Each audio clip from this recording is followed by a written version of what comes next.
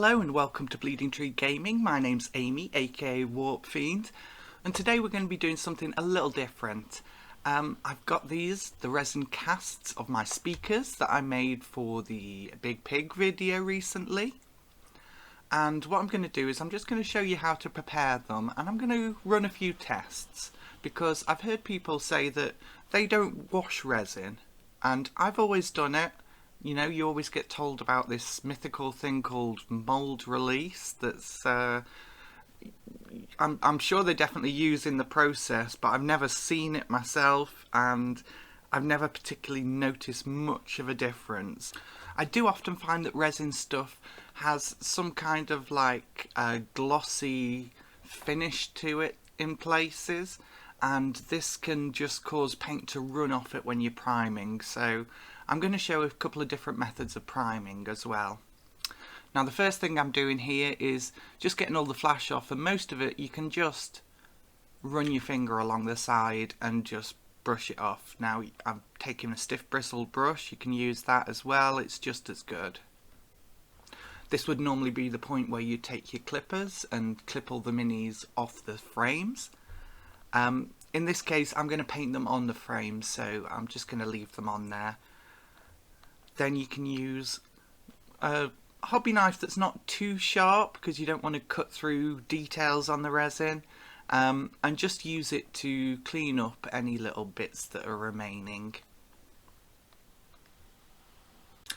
Next you can use some sandpaper. I've got a fairly fine grit one here. I don't want to leave too many marks in it again, and just tidy up the rest of those minis.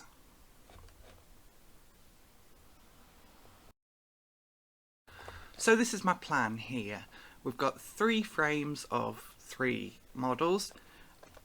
On one of them I'm going to not wash it at all. On another one I'm going to dip it in the water and give it a quick scrub. And the third one is getting a good 10-minute soak in some soapy water and then a good scrub. And then each of these frames I'm going to alternate one of the models being painted with brush, another with airbrush and another with rattle can.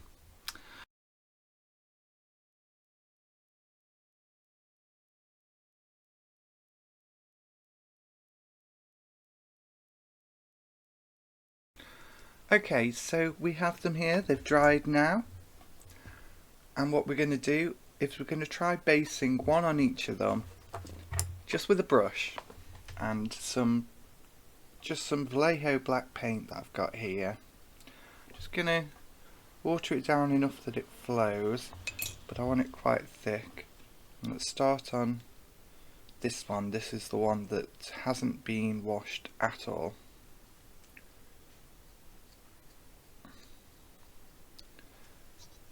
Paint's actually going on surprisingly alright.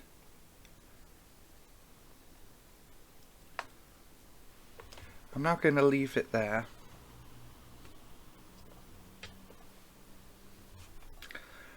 And if any of the paint recedes as it's drying and leaves bare patches, we'll find out. So number 2, this is the one that had a brief wash. You can see it's actually pulling a bit more on this one. I'm pretty sure it was dry. Can feel some little stickiness on the back of it. That's weird. Number 3, and this one is the one that had a longer wash. That paint has gone a bit funny, and I'm wondering if some of the washing up liquid has got in there. Okay, so number 2, I'm going to base with an airbrush. Now my airbrush, my old workhorse, is finally given up the ghost after about 8 years of solid service, so it's going to spit a little, but that should be fine for these purposes.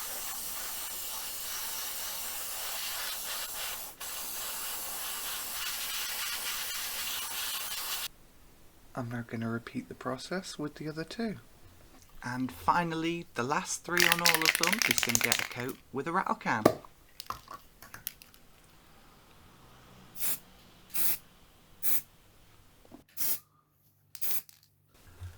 Okay, so I've got the 3 of them now.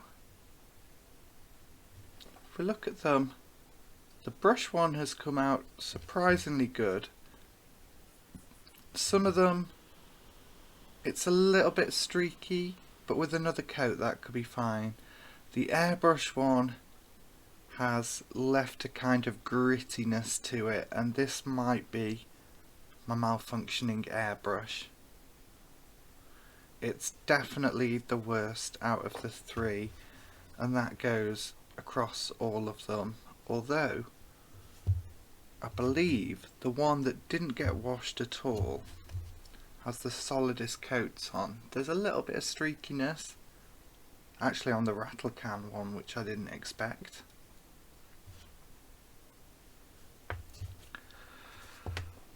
So going from this, I'd say that the one I didn't wash and applied the base coat with a brush is actually the best. But I know that sometimes when using resin, the paint won't go on with the brush, so I usually use an airbrush. This has taken me by surprise. It might be something different in this resin, or some kind of result of the process I've used, but that has surprised me. So we're going to try one more test. People say the primer adheres better, so let's see what happens when we bang them up a bit. I'm just going to scrape them together. Let's give them a really rough handling, see what happens. Now, if you look at this, the one that was washed for the longest is actually losing way more paint. Now the rattle can one is okay, that's survived. I'm being quite rough with them. Bang them together. You can see that's got some tiny little chips there. So the rattle can seems to have survived for the longest, but let's have a look at the ones that weren't washed. They really have not taken much damage of anything. I've managed to just knock a bit off there. But the ones that weren't washed have survived the best. And I would say our winner is the one that wasn't washed and was just painted with a brush. That's a really surprising result for me, and I still think I'm probably going to wash resin minis going forward, but I might try a few more experiments and see if this really holds up, because these results were something of a stunner. The ones that weren't the ones that were washed, the paint, the base coat has adhered to them much less well.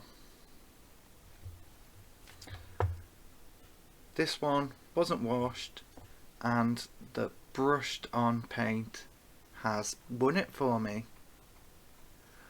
Well, that's a surprise result there. I really hope you've enjoyed this episode and found this as interesting as I have. If you have any idea of ways I could improve this process, and if I'm completely wrong and I've just made a mistake somehow and messed this all up, I'd love to hear it. But yeah, results speak for itself. Thanks very much for watching. Don't forget to like and subscribe to Bleeding Tree Gaming, and I'll see you in the next one.